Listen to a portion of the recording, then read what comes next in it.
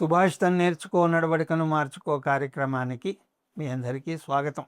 ఈనాటి సుభాషితం: ఆత్మపక్షం పరిత్యజ్య పరపక్షేషు యో రతః సపరైర్వన్యతే మూఢః నీలవర్ణ శృగాలవత్. ఈ శ్లోకం తన వారిని, తన సంస్కృతిని లేదా తన స్వపక్షాన్ని వదిలిపెట్టి శత్రుపక్షాన్ని లేదా పరపక్షాన్ని ఆశ్రయించేటువంటి మూర్ఖుడికి పట్టే గతిని పంచతంత్రంలోని ఒక ప్రసిద్ధ గాథ ఆధారంగా ఎంతో హెచ్చరిస్తూ వివరిస్తుంది.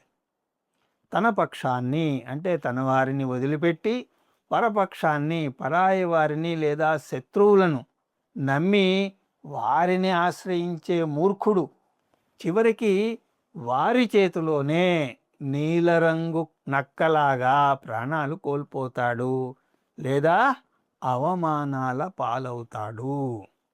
స్వపక్షం యొక్క విలువ ఏమిటి అంటే, మన కష్టాల్లో తోడ్పడేది, మనల్ని సరిగా అర్థం చేసుకునేది మనవారే. తాత్కాలిక లాభాల కోసమో అహంకారంతోనో సొంత సమాజాన్ని, దేశాన్ని లేదా నమ్మిన వర్గాన్ని వదిలిపెట్టకూడదు.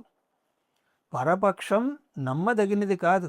పరాయి వారు మనకు ఇచ్చేటువంటి గౌరవం లేదా స్థానం ఎప్పుడూ అది తాత్కాలికమే. మన నిజస్వరూపం తెలిసినా లేదా మన అవసరం తీరిపోయినా వారు మనల్ని కరివేపాకులాగా తీసేస్తారు లేదా నాశనం చేస్తారు. రాజనీతిలోనూ సామాజిక జీవితంలోనూ సొంత మూలాలను అలాగే నమ్మిన వారిని మోసం చేయకూడదు అనేటువంటి పరమ సత్యాన్ని ఈ శ్లోకం బోధిస్తోంది.